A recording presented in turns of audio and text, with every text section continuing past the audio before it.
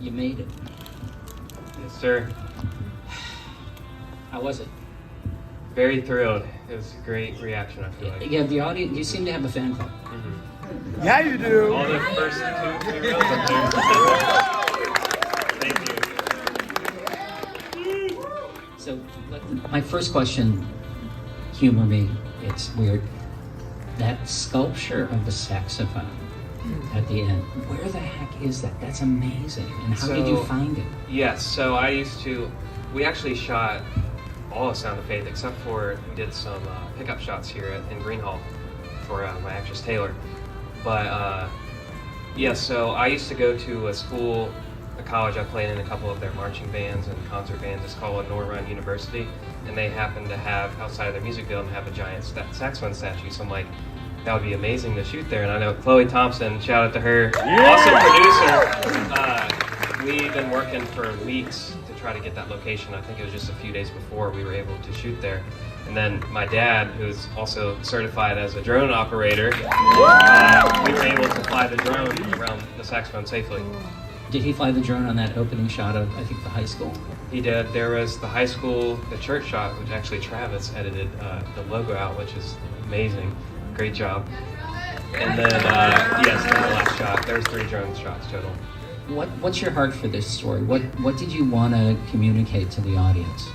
Well, I could go into deep with inspiration, but this film, I wanted it to be like filled with joy, hopeful, and I think that was really about it. Like, I wanted to spread the gospel, and we chose I Surrender All, which is featured in the worship scene because, Christ, he died for our sins and he surrendered all of that just so we can, be sinners and be made new every day, have that slate clean. So I really wanted to include that song in it as well, and, just have my main character Nathan go through this journey with faith. Incorporating music into a thesis film like this is a challenge. That's a really difficult thing. I've talked to a couple people who know what they're talking about and said that you mix the music really well. What were the challenges to making it turn out? Yeah, I appreciate that. So I do want to say shout out to Cole Johnson, my amazing composer. He, that bedroom scene was just brilliant. That was amazing. But basically, even for the worship scene, we recorded that over the summer in the studio with some of my friends back home, and I had all the stems brought to here through it into Pro Tools, and was able to use the certified THX theater, which I'm very thankful I had the opportunity. But I was able to, with the help of a couple of friends, mix it into what it would sound like for a theatrical mix. Music. I saw you with a saxophone. So you play? Yes, sir. How important is music to you and to your filmmaking? I love music. I grew up, playing the saxophone from the old high school, even a couple bands here at Liberty. I just love being able to use, just with this film, Sound of Faith, I incorporated music, live production. We had a whole lighting show program for the song, and we had the graphics, and it's just really cool to combine both music, jazz, worship, everything into one. I really love to be able to have the opportunity to do that and just work with some talented musicians that are able to help me bring that to life. The saxophone parts for the worship before you filmed it or after? Yes, we recorded it beforehand, and we took the I Surrender All, which is in public domain. We were able to, I actually had an idea, and I hired a professional saxophone player. I thought about doing it myself, but it's just so much I was dealing with wearing different hats. I'd rather hire someone. His name was Marcus, but he did a really awesome job.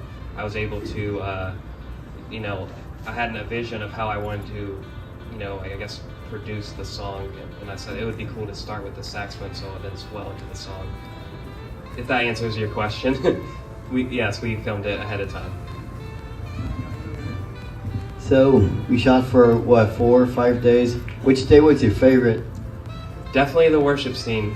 It was a lot of fun. We had the whole church basically to ourselves, and there was even a minion costume we found. That was so much fun. My question's for Travis. So you did have a lot of your friends help you out with this movie, and it must have been a really touching experience. Out of everyone that did come, what was probably one of your favorite behind-the-scenes moments that you were happy to have your friends there for? There was lots and lots of behind-the-scenes moments. I would say one funny story in particular was our first day on set. You know, we're getting to know each other, get to work with each other, see how the workflow goes. And my buddy Nick, wherever you're at, Nick Kenning, he's amazing. I was able to contact him and Noah. They're friends from back home. They were able to help me out because casting was also a very hard challenge, especially traveling 3.5 hours away from Liberty to film Sound of Faith. But to our first, actually this was our last scene of the day. The scene where he goes into the bedroom, you know, he kind of gets mad at his mom and he slams the door. Nick slammed the door so hard that the fire alarm fell off the wall. And me and Elizabeth Bowers, she was incredible with Griffin Electric as well as Scripty. We were dying like not to laugh and break during the shoot. And we're like, just keep going, keep going. But yeah, that was probably one of my favorite behind the scene moments because it was just so funny. So, in your production for Sound of Faith, obviously this was not filmed anywhere close to Lynchburg. It was filmed back home for you. What were some of the challenges that you faced on having to deal with getting your equipment down there, getting your crew down there, and just filming it in a totally separate location without being able to do any kind of filming on campus?